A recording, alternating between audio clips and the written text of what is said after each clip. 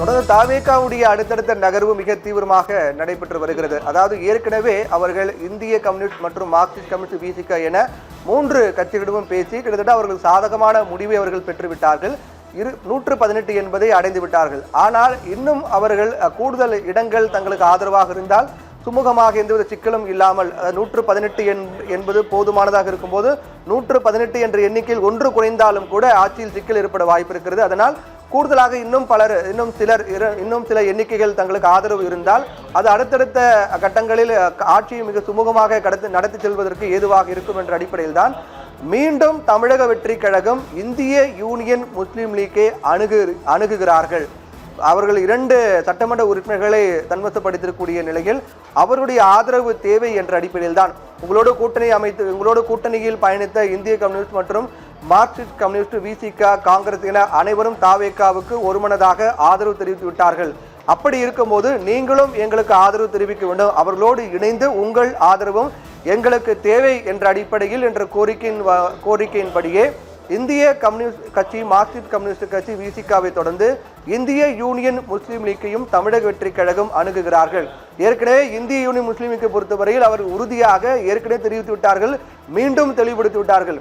நேற்றும் திமுகவுடன் தான், இன்றும் திமுகவுடன் தான், நாளையும் திமுகவுடன் தான் பயணிப்போம் என்று இந்திய யூனியன் முஸ்லீம் லீக் உறுதியாக தெரிவித்து விட்டார்கள். அப்படி இருக்கும் பட்சத்திலும் கூட தொடர்ந்து தாவேகாவினுடைய நகர்வு என்பது நடைபெற்று வருகின்றது. அவர்கள் முயற்சி என்பது முன்னெடுத்திருக்கிறார்கள். இந்திய யூனியன் முஸ்லீம் லீக்கினுடைய ஆதரவும் அவர்கள் கிடைக்கப்பெற்றால் 118 என்பது 120 அதிகரிக்கும். 120 பெற்றுவிட்டால் எந்தவித சிக்கலும் இல்லாமல் அவர்கள் தொடர்ந்து ஆட்சி அமைப்பதற்கு ஏதுவாக ஒரு சூழலை ஏற்படுத்தி கொடுக்கும் என்ற அடிப்படையில் தான் கூடுதலாக எம்எல்ஏக்களுடைய ஆதரவு தேவை என்ற அடிப்படையில் தான் இந்திய யூனியன் முஸ்லீம் லீக்கையும் தாவேகா அணுகியிருப்பதாக கூறப்படுகிறது.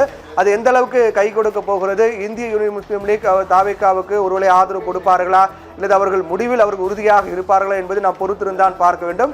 ஆனால் இந்த நிமிடம் வரை இந்திய யூனியன் முஸ்லீம் லீக் உறுதியாக தெரிவித்து விட்டார்கள், எந்த விதமான மாற்றமும் இல்லை எங்கள் முடிவில், நாங்கள் திமுகவுடன் தான் தொடர்ந்து பயணிப்போம், அவர்களுடன் தான் கூட்டணியில் இருப்போம் என்று அவர்கள் உறுதியாக தெரிவித்து விட்டார்கள். அந்த முடிவை அவர்கள் மாற்றுவார்களா என்பது மிகப்பெரிய கேள்விக்குறியாக தான் இருக்கின்றது. அது நாம் பொறுத்திருந்தான் பார்க்க வேண்டும். இப்படியாக இருக்கின்றது. ஒரு பக்கம் பனையூர் அலுவலகத்தில் தமிழக வெற்றி கழக தொண்டர்களுடைய கொண்டாட்டம், பட்டாசு வெடித்து இனிப்புகள் வழங்கி விசில் அடித்து ஆட்டம் பாட்ட கொண்டாட்டம் என ஒரு பக்கம் இருக்கின்றது.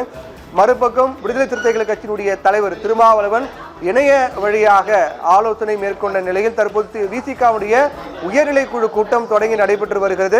இந்த உயர்நிலை குழு கூட்டம் முடிவுற்ற பிறகு அதில் எடுக்கப்படக்கூடிய முடிவுகள் என்ன என்பது சற்று நேரத்தில் விசிக தலைவர் திருமாவளவன் அறிவிக்க இருக்கின்றார். அந்த அறிவிப்பின் போதுதான் அவருடைய முடிவு என்ன என்பது அதிகாரப்பூர்வமாக தெரிந்துவிடும். கிட்டத்தட்ட விசிகாவும் தாவேகாவுக்கு ஆதரவு என்ற நிலைப்பாட்டில் தான் இருக்கிறார்கள்.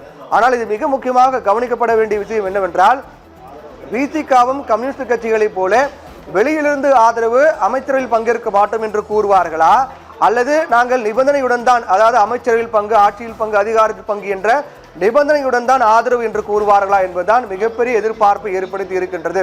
ஏற்கனவே கம்யூனிஸ்ட் கட்சிகள் தெளிவுபடுத்தி விட்டார்கள், நிபந்தனையற்ற ஆதரவு, திமுகவுடன் கூட்டணியில் பயணிப்போம், ஆனால் அதே சமயத்தில் தாவேகாவுக்கு அந்த வாக்கு எண்ணிக்கையில் ஆதரவு என்று தெரிவித்து விட்டார்கள். வெளியிலிருந்து தான் ஆதரவு, ஆட்சி அதிகாரத்தில் பங்கு இல்லை, அமைச்சரில் பங்கெடுக்க மாட்டோம் என்று கம்யூனிஸ்ட் கட்சிகள் 2 தலைவர்களும் தெளிவுபடுத்தி விட்டார்கள். ஆனால் விசிக அது உறுதியாக, விசிக தற்போது ஏற்கனவே ஆலோசனை கூட்டம், இணைய வழியாக ஆலோசனை கூட்டம் நடைபெற்றது. அது முடிவுற்ற பிறகு தற்போது உயர்நிலை குழு கூட்டம் விசிக தலைவர் திருமாவளவன் தலைமையில் நடைபெற்று வருகிறது.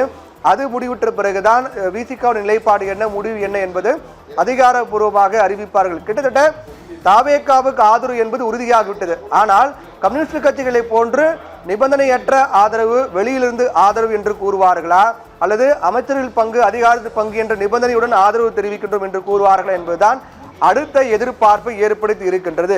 இது இப்படி இருந்தாலும் கூட 118 இருந்தாலும் கூட அடுத்த கட்டமாக சட்ட ரீதியாக செல்வதற்கான நடவடிக்கையும் தாவேகா முன்னெடுத்திருக்கிறார்கள்.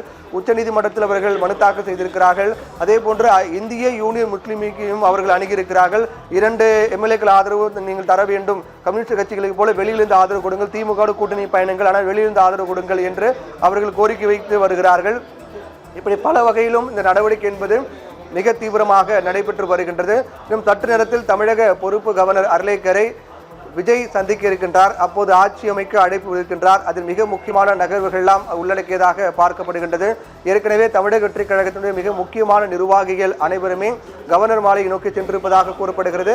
இப்படி பல வகையிலும் அரசியல் நிகழ்வுகள் அடுத்தடுத்து நடைபெற்று வரக்கூடிய சூழ்நிலையில் இது ஒரு கிட்டத்தட்ட இந்த அரசியல் பரபரப்பு, அரசியல் அந்த அடுத்து என்ன நடக்கும் என்ற எதிர்பார்ப்பு, பல சுவாரஸ்யங்கள், பல திருப்புனைகள், பல குழப்பங்கள் என அனைத்தும் ஒரு முடிவுக்கு வரக்கூடிய நோக்கியே சென்று கொண்டிருப்பதை நாம் பார்க்கின்றோம்.